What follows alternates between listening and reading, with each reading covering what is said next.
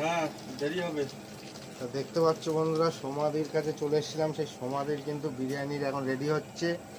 এই যে রাইস যাচ্ছে একদম, দেখতে পাচ্ছ গরমা গরম। আচ্ছা দাদা, বিরিয়ানি যে দম দাও, তা কতক্ষণ ধরে দমটা দাও? 15 মিনিট 20 মিনিট 15-20 মিনিট চাল হিসাবে না? তা তোমার কতক্ষণ লাগে? এই যে আজকে যে এটা হবে মোটামুটি 15 মিনিট লাগবে। 15 মিনিট, তাই তো? দাদা তোমার নামটা কি দাদা? MD selling. এমডি সেলিম, তাই তো? আচ্ছা, এই দাদাই এখন রান্না করছে তাই তো বিরিয়ানি সমাধির? এই যে কত কিলো চালের বানাচ্ছ? 11 কিলো।